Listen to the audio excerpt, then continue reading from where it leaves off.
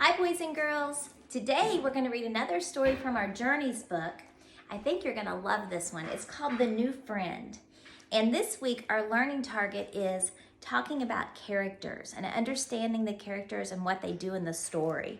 So for instance, we're going to talk about what the character says, what words they actually say, their actions, what they do, and their feelings. How do they feel about different things throughout the story? We're also going to be talking about who is the narrator. Remember the narrator? That's the one who tells the story. How do you figure out which person or which object or which thing is telling the story?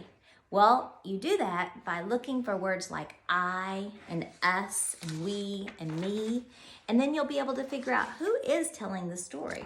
So let's read The New Friend by Marcia Pincel and illustrated by Ed Martinez. This is a realistic fiction story. Remember, that means it didn't really happen in real life, but it could have. The characters do things that they could do in real life, and things happen that could really happen, but probably they didn't. Martin, Lewis, and I lived in the city. Next door was an old house. No one had lived there for a long time. One day, a work crew came with pails and brushes. They started to wash and paint the empty house. Now, did you see that part where it said Martin, Lewis, and I lived in the city? I think we're beginning to figure out who the narrator is. After they were gone, the paint had dried. The house looked pretty and new. The next day, a big truck pulled up. It was full of crates and boxes. A crew unloaded the boxes off the truck. A new family would soon live there. Today, Lewis went over to the house next door. He met a boy named Mikado. Then we all met Mikado. Mikado was 7 years old, just like us. Before long, we found out that Mikado played soccer. He could keep running and running. He was good at learning things, too. He learned all of our names by the end of the game. Soon Mikado's family was all moved in. We met his mother and his father. They were glad that Mikado had made some new friends.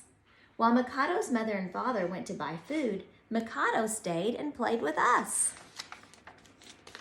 When Mikado's mother and father rejoined us, Martin, Mikado, and I helped them carry the bags into the house. Mikado said he would show us around his house. Then we went up to look at Mikado's room. Mikado still had a lot of boxes to unpack. He had some nice toys and kites. He said that on the next windy day, we could bring his kites outside and fly them. He said I could fly a kite by myself. Then we went outside to look at Mikado's pictures from Japan. He had them in a green book. On the first page, we saw Mikado's old house in Japan.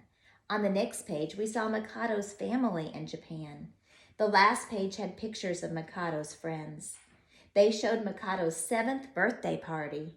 Mikado said he wishes we could meet his old friends.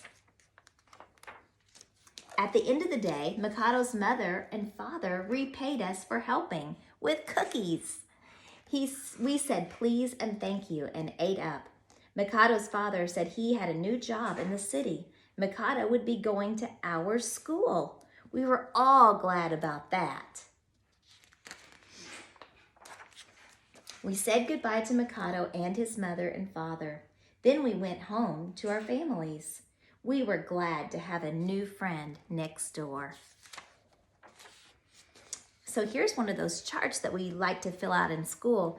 And this talks about how to fill out a character chart. So let's do Mikado, for instance. What words did Mikado say in the story? What are some actions that he did? What are some clues about how he felt throughout the story? Kind of using your prior knowledge, thinking about what you already know about how you might feel if you were put in Mikado's shoes.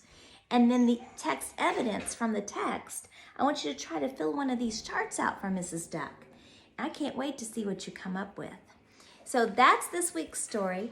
We're talking about understanding characters this week, and I hope you love this story when you read it on your own. And we will talk about it throughout the week. Talk to you soon. Hope you're having a great week. I love you.